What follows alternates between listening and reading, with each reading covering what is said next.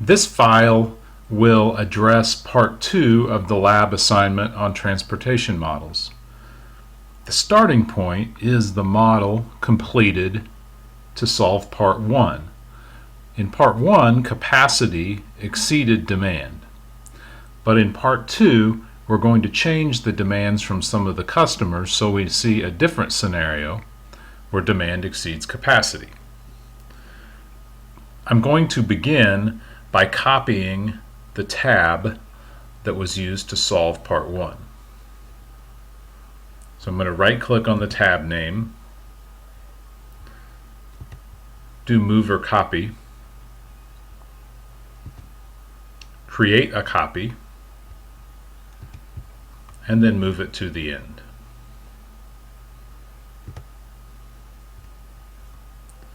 I have 2 tabs now at the bottom of the Excel workbook. I'm going to right click on the second tab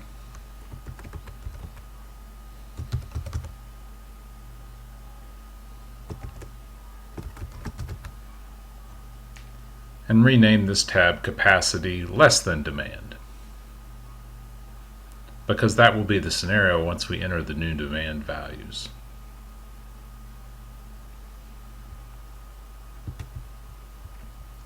I'm going to change the demand values as stated on part 2 of the handout. Customer 1 is still 400.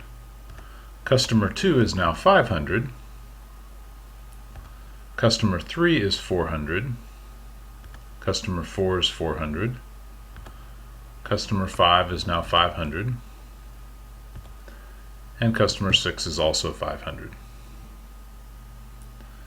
So what we see here is that in this cell where we have total demand summed,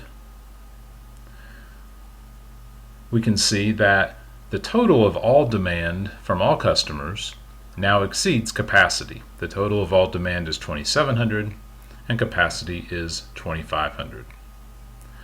In this scenario, what we're going to have to do is simply change some of the constraints in Solver.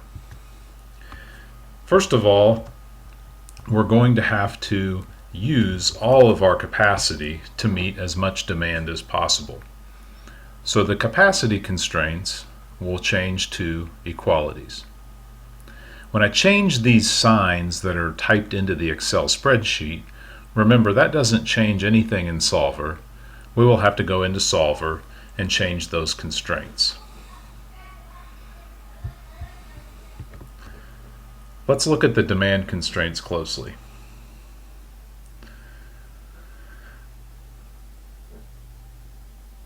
The company must meet demand from customers 1 and 4. So those constraints are going to have to remain equality constraints.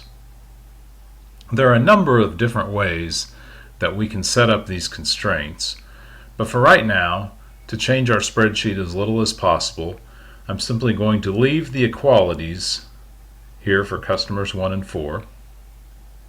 And then for the other customers, we will have to ship some units that are less than or equal to their actual demand. The problem says that we can meet that demand from those customers in other months. The way I'm setting this up right now is a trade-off to some degree. We won't have to change many of the formulas in our spreadsheet. We will have to have more constraint boxes in Solver to handle these constraints. So we'll see how that works once we get into Solver. All of the sums here for the shipments to customers can simply stay the same. The key is we need to have constraints in Solver that reflect the equalities and inequalities that are down here on the constraints related to demand.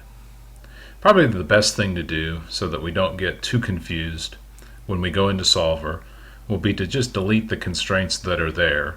We can keep the remaining information, but delete the constraints and then add new constraints to reflect this new scenario.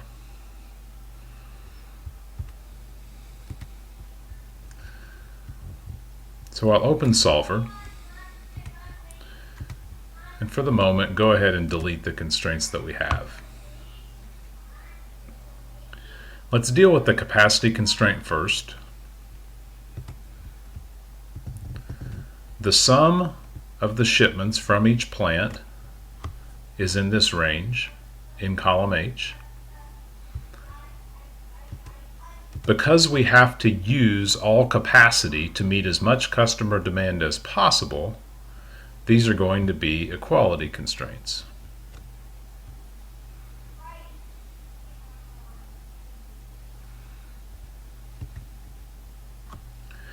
When it comes to the demand constraints, to use the spreadsheet as we have it set up, we'll enter these in two more lines.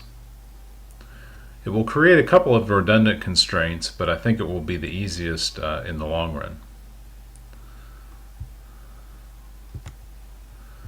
Okay, so first of all, we'll enter a less than or equal to constraint with all of these highlighted, and these cells that are highlighted in the left-hand side of the box are the total shipments from all of the customers.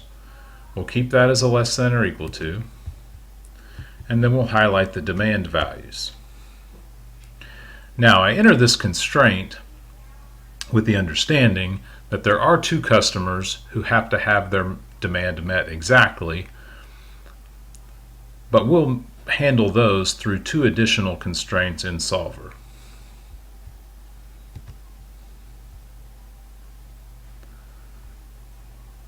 Now what we can do is click Add, and then just add an additional constraint, in this case that is only for customer 1.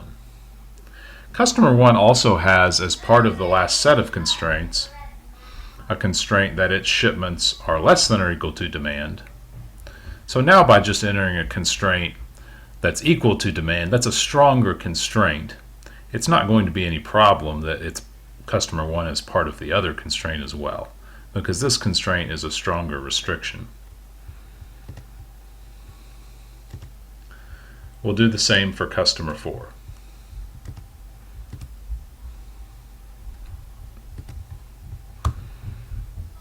Customer 4's total shipments have to be exactly equal to its demand. In these scenarios where we have demand greater than capacity, there could be any number of possible ways that we would handle that, and this just shows the way that's relevant for this particular business. All problems will have potentially slightly different sets of constraints. Because we already had the objective function set up, we've already created the other settings in Solver, we can just click Solve and find the solution to our problem.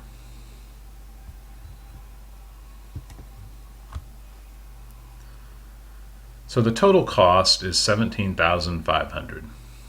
Again, you may, if you're solving this, and even if you have the correct model and someone else in the class has a correct model, you could potentially see a situation where their spreadsheet has slightly different values in the decision variable cells, but that the total cost still adds up to $17,500. There can be multiple best solutions to this problem. This will end the video for part 2 of this problem. Starting from this point, there will be another short video that addresses part 3, where we look at how to potentially use overtime to overcome the capacity constraint.